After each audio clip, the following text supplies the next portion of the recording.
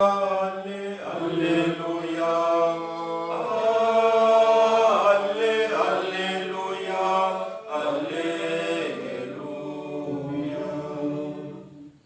Le Seigneur soit avec vous. Et avec votre esprit. Évangile de Jésus-Christ selon saint Luc. Gloire à toi, Seigneur. Du milieu de la foule, un homme demanda à Jésus: Maître, dis à mon frère de partager avec moi notre héritage.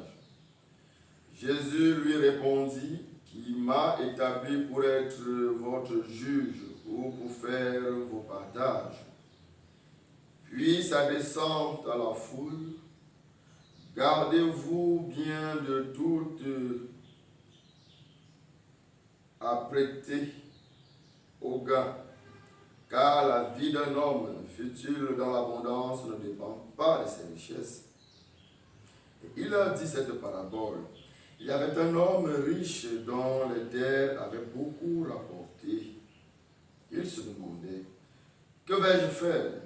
Je ne sais pas où mettre ma récolte.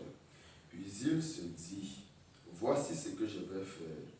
Je vais démolir mes greniers, j'en construirai de plus grands, et j'y entasserai tout mon blé et tout ce que je possède. Alors je me dirai à moi-même: Tu as des réserves en abondance pour de nombreuses années. Repose-toi, mange, bois, profite de ta vie. Mais Dieu lui dit: Tu es fou, cette nuit même, on te redemande ta vie. Et ce que tu auras mis de côté, qui l'aura? Voilà ce qui arrive à celui qui amasse pour lui-même au lieu d'être riche en vue de Dieu. Acclamons la parole de Dieu. Louange à toi, Seigneur Jésus. Voilà ce qui arrive à celui qui amasse pour lui-même au lieu d'être riche en vue de Dieu. Bien-aimé du Seigneur, loué soit Jésus-Christ. Loué soit Jésus-Christ. À jamais. Voilà un fait de société que nous rapporte l'Évangile, le partage des biens. Nous savons combien ce problème, ou alors ce fait, crée des tensions et va jusqu'aux divisions de la famille. Division entre les personnes, rivalité et parfois jusqu'au meurtre.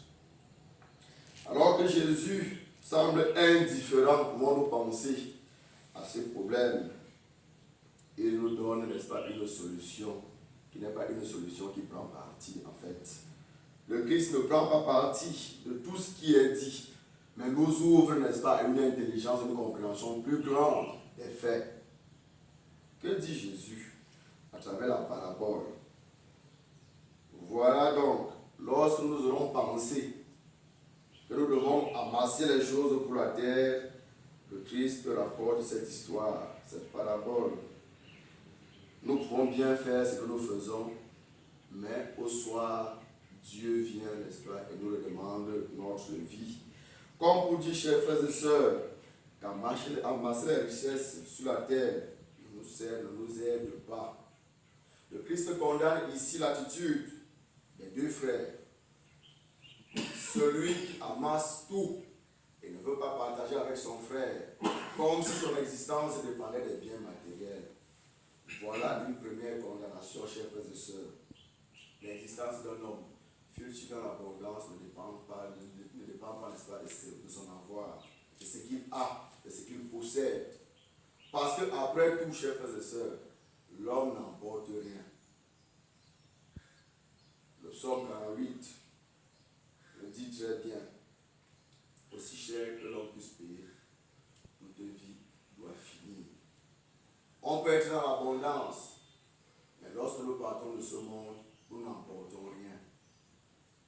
Avons-nous déjà vu, chers frères et sœurs, quelqu'un enterré avec un lopin de terre, ou encore enterré avec une clé de maison ou une clé de voiture, encore moins une pièce d'argent? Comme pour dire, chers frères et sœurs, que les biens de ce monde nous aident à nous épanouir, mais ne définissent pas notre être, ne définissent pas notre condition d'existence. Vivons comme si nous n'avons pas. Et Saint Paul sait souvent le dire. Dans l'abondance, il a vécu. Il sait vivre dans l'abondance et même dans le besoin. Alors le Christ condamne également notre attitude, qui consiste, n'est-ce pas, à vivre comme si les richesses étaient tout.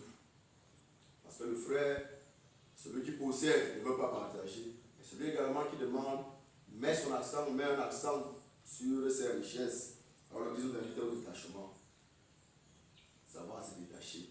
Être avare ne paye pas. Mais aussi avoir, n'est-ce pas, trop présent à l'esprit les richesses ne nous aide pas. Raison pour laquelle la première lecture nous invite à davantage nous enraciner en Dieu. Parce qu'on peut être riche, chers frères et sœurs. Mais si on n'est pas instruit de la sagesse de Dieu, nos richesses ne nous aident pas. Alors Saint Paul nous invite à toujours demander la grâce, le secours de la Sainte Grâce, qui nous permet, n'est-ce pas, de bien disposer de nos avoirs.